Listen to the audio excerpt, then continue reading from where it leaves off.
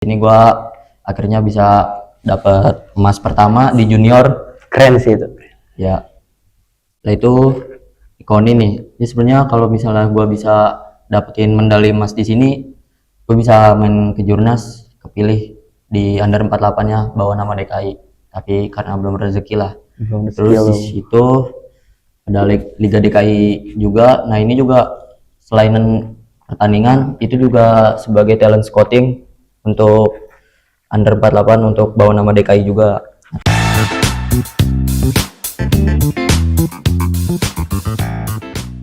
Assalamualaikum warahmatullahi wabarakatuh. Kembali lagi bersama saya Fadli Fareza di podcast Ruang Kamat. Sebelum lanjut ke videonya, jangan lupa klik tombol subscribe dan jangan lupa nyalakan lonceng notifikasinya. Oke, baik. Ini dia Aga Afdal. Halo, perkenalkan nama saya Aga Afdal. Saya saat ini sedang duduk di bangku kelas 12 MAK unggulan informatika. Aga, Ya, proses sampai lu bisa terpilih jadi salah satu atlet binaan KONI DKI yang dapat penganugerahan itu kayak gimana sih? jujur gue di situ juga nggak expect banget bisa dapat penghargaan ini karena ya banyak murid-murid yang lebih pantas lah dari gue. Terus juga secara tiba-tiba banget dari pihak sekolah, guru-guru itu mengkonfirmasi bahwa gue dapat penghargaan itu. Ya, gue sebagai murid ya cuma bisa menerimanya, ya bersyukurlah, alhamdulillah bisa dapat, meskipun ya balik lagi gue nggak expect banget bisa dapat penghargaan ini. Oke, kalau ditarik ke belakang, dari sekian banyak kejuaraan taekwondo yang udah lu babat habis, kejuaraan mana yang paling berkesan atau paling mati-matian lu perjuangkan? Kalau dari semua kejuaraan sih semuanya pasti mati-matian ya, nggak yang gimana-gimana. Tapi yang paling berkesan banget menurut gue itu yang di inilah Rabu Challenge ini. Gue di sini sebenarnya udah latihan TC tuh selama 3 bulan tuh gue latihan nonstop dari seminggu tuh nggak pernah berhenti lah. Sampai akhirnya di pra pertandingan gue udah confident banget bisa raih medali emas, dan ya kurang beruntung aja sih dari situ, rezekinya bukan di pertandingan itu, ya hasilnya gue dapet perak. Meskipun dapet perak di situ gue udah cukup bangga lah karena di event itu cukup besar eventnya ya, nggak dari sejabodetabek aja tapi seluruh provinsi, bisa dari TI Sumsel, banyak lah LL. Ya itu aja sih. Oke, kan dalam taekwondo butuh kedisiplinan fisik sama mental yang ekstra keras. Nah, ada nggak sih momen dimana lu merasa fisik atau mental lu berada di titik terendah? Terus gimana cara lu bangkit sampai akhirnya bisa konsisten juara? Kalau titik terendah sih pernah. Itu di saat gua ya ini pas event yang tadi pas di Prabu Challenge tuh, itu gua udah drop parah mental, apalagi track record gua sebelum-sebelumnya tuh sama juga perak, di final kalah sampai ada di mana momen tuh gua udah di tahap yang gua pengen berhenti aja, tapi masa udah cemplung ke lautan, masa gua harus berhenti di tengah-tengah jalan, kan nggak mungkin kan. Jadi gua harus tetap lanjut, up mental dan up performa lah. Itu aja sih, improve yang lebih penting menurut gua. Oke, oh iya, gue mau ngucapin selamat atas penghargaan yang baru lu terima. Ya, makasih banget. Apa yang pertama kali terlintas sih di pikiran lu ketika nama lu diumumin sebagai penerima penghargaan tersebut? Jujur bangga, apa, sangat bangga lah, dan kaget sih, kaget banget bisa dapat penghargaan itu. Terus juga puji syukur gua atas kehadirat Allah tuh, doa-doa orang tua gua, terus semangat dari teman-teman sekolah, teman-teman taekwondo gua, ya banyak lah. Gue juga di situ seneng akhirnya gue bisa dapat penghargaan ini. Itu sih. Kan dalam setiap pertandingan taekwondo pasti ada momen yang menegangkan kan? Nah, apa pertandingan yang paling berkesan bagi lu dan kenapa momen itu sulit dilupain? Menurut gua pertandingan yang paling berkesan semuanya berkesan, tapi yang memorable banget di otak gua tuh yang Mendagri. Mendagri Cup 2025 itu yang gua medali emas. Kenapa bisa medali emas itu karena latihan, balik lagi latihan yang keras, ya usaha usaha mati-matian lah, dan tidak membuahkan hasil yang sia-sia. Dan itu juga first time gua main di junior under 48, pecah telur juga di situ setelah sekian banyak kekalahan-kekalahan yang gue alami. Justru di situ gue senang banget sih akhirnya bisa mendapatkan hasil yang bagus. Eh, kan taekwondo bukan cuma ngandelin teknik, tapi juga kekuatan mental. Nah, Harus. pas menghadapi lawan yang lebih jago atau pas ketinggalan poin, apa yang biasanya lu lakuin biar tetap tenang dan percaya diri hingga pertandingan selesai? Kalau lagi ketinggalan poin gitu terus ngelihat musuh kita yang lebih tinggi atau lebih senior lah atau lebih berpengalaman, ya tetap nating tulus aja sih kalau lagi keadaan begitu.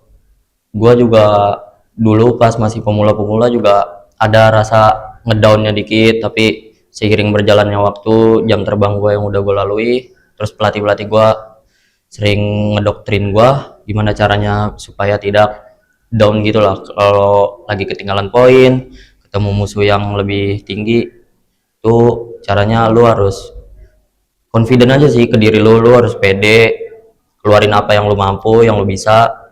Seenggaknya kalau lu hasilnya kalah atau gimana, ya lu seenggaknya sudah berjuang habis-habisan lah. Kamu kayak hasilnya tuh nggak sia-sia meskipun lu kalah atau gimana, yang penting lu udah all out, gitu aja sih. Kan banyak ya orang lihat medalinya doang, tapi nggak ngelihat pengorbanan di baliknya. Pernah nggak sih lu ngalamin kegagalan atau kekalahan yang sempet buat lu pengen nyerah?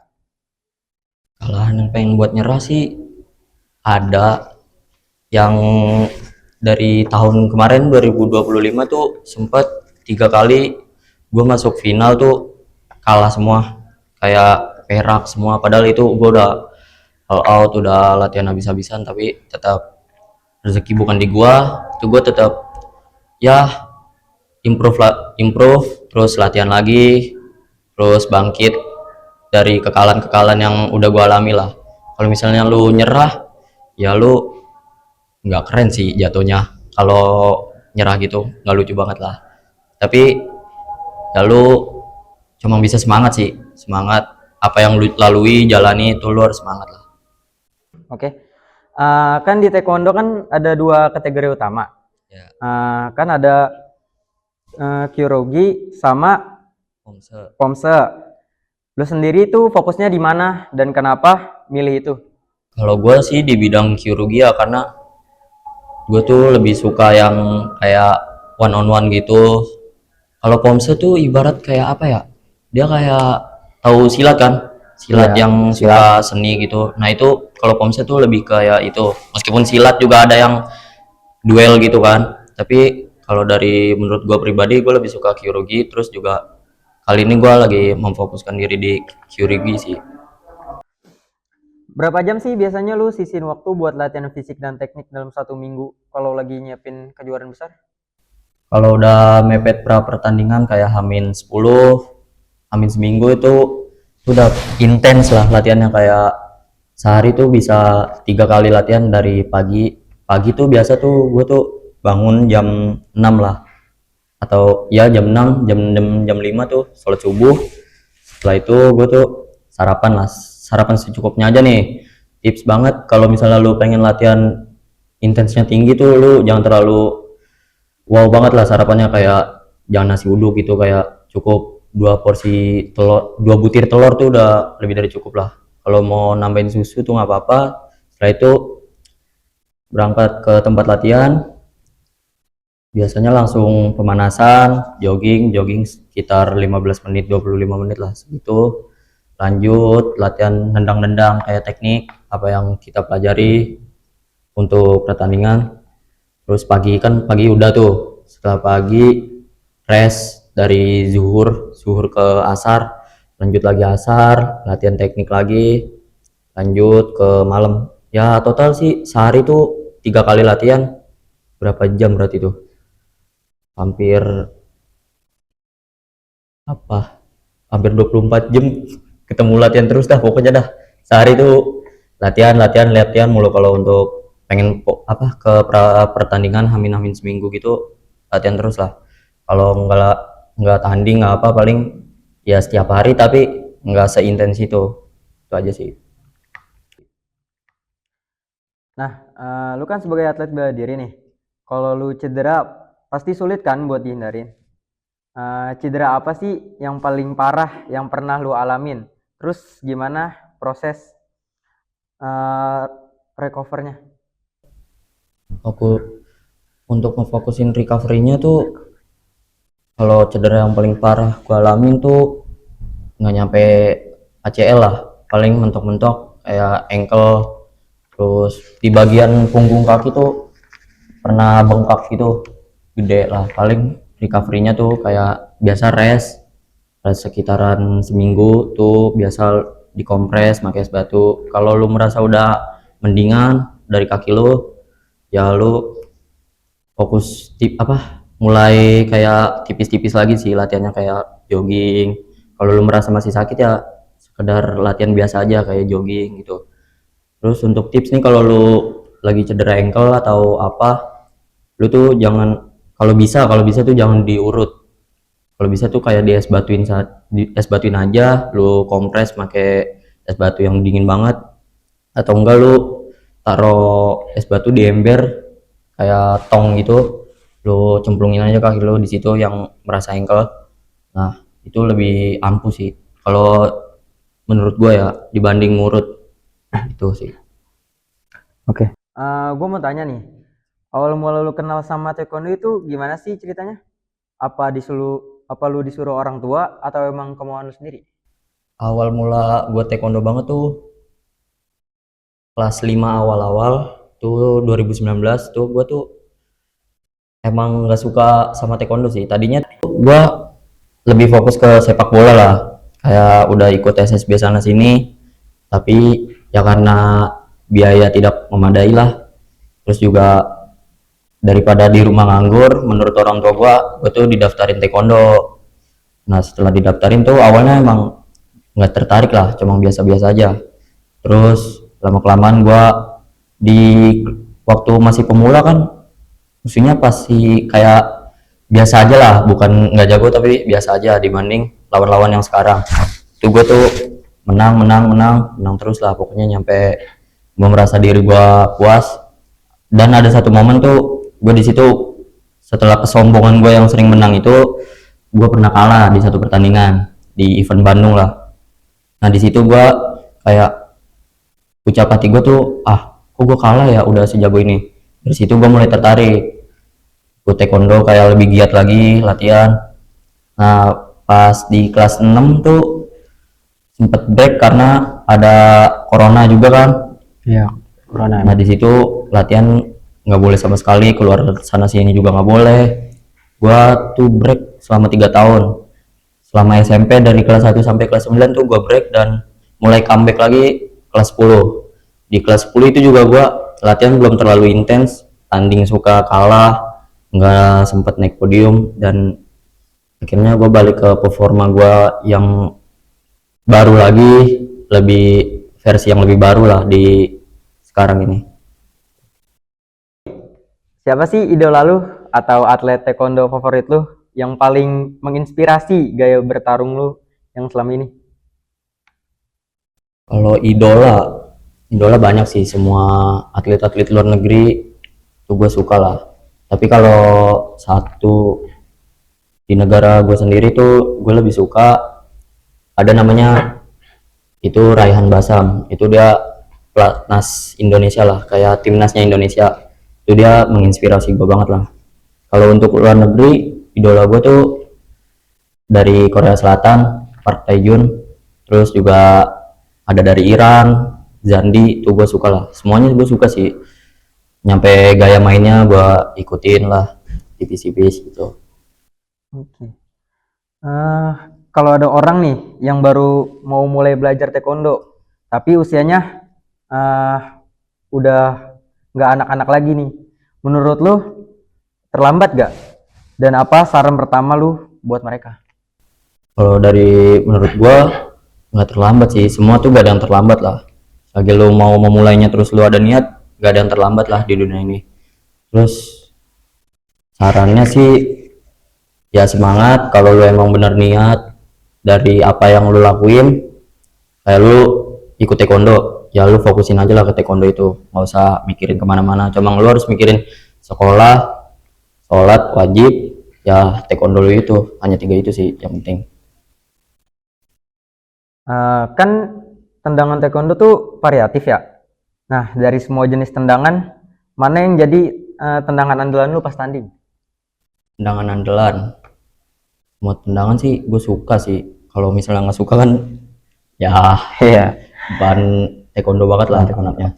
Kalau favorit banget kalau di pertandingan sering keluar tuh ada namanya tuh Afurigi kalau bahasa Koreanya, tapi kalau bahasa populernya itu namanya sniper kick. Itu kayak dari tendangan, kayak lu lagi sama-sama diem, terus kaki depan lu tuh langsung nge-up ke kepala lawan atau kepala musuh tuh. Nah itu sih favorit gua tuh, gua lebih suka itu, meskipun fleksibilitas gua kurang lah dibanding atlet-atlet taekwondo lain. Kayak gua tuh sebenarnya nggak bisa split meskipun ikut taekwondo, kayak masih banyak lah kekurangannya tuh. Nah, terakhir nih buat lu, apa target atau mimpi terbesar lu selanjutnya di taekwondo? Terus, apa pesan-pesan lu buat teman-teman di luar sana yang pengen berprestasi di bidang non-akademik? Ya impian gua lah dari nasional dulu aja, gua pengen main pon sih. Dari prapon sampai pon resmi tuh gue sebenarnya pengen banget. Bahkan sebenarnya yang dari junior juga gue pengen ke jurnas, tapi kemarin nggak kesampaian. Dan semoga aja nih di tahun ini gue bisa main popnas lah untuk kelas dance junior gue sebelum gue naik ke senior. Terus impian gue di senior tuh banyak lah, bisa ada pon. Terus kalau misalnya rezeki gue bisa masuk platnas, gue bisa bawa Indonesia ke kayak World Grand Prix, terus bisa main Olimpik. Impian itu sih impian gue. Terus saran untuk orang-orang yang di luar sana pengen berprestasi non akademik, semangat sih, semangat, terus jangan pernah menyerah lah. Terus udah sih itu yang penting, semangat, terus jangan nyerah, udah itu aja sih. Pasti bisa, pasti bisa lah, Pasti bisa, bisa semuanya. ya. No. Oh iya, kan di samping kita ada medali ya. Gue mau tahu nih, lu menang di event apa aja sih? Kayaknya banyak banget nih medali. Ya medali ada lagi sih di rumah, tapi ini yang paling berkesan lah menurut gua dibanding event-event lainnya. Meskipun ada yang emas ya, yang gua nggak bawa, segini aja udah cukup sih. Kalau untuk yang pertama nih ada dari Prabu Challenge yang diselenggarain di Tangerang di Gor Persita lah, Indomilk Stadium. Ini sangat berkesan lah meskipun perak. Ini ada Gubernur DKI, semuanya berkesan sih. Dan ini deh Mendagri Cup, di sini gua akhirnya bisa dapat emas pertama di junior. Keren sih itu. Ya setelah itu ikon ini sebenarnya kalau misalnya gua bisa dapetin medali emas di sini, gua bisa main ke jurnas, kepilih di under 48 nya bawa nama DKI, tapi karena belum rezeki lah. Terus di situ ada Liga DKI juga. Nah ini juga selain pertandingan itu juga sebagai talent scouting untuk under 48 untuk bawa nama DKI juga.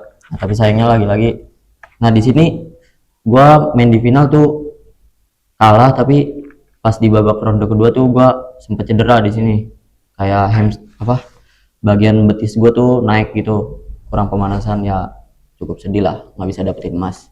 Dan di situ di event LK itu juga dapat perak. Itu aja sih. Oh iya, di sini kan ada sertifikat nih. Gue mau tahu dong, lu dapat sertifikat ini dari mana sih?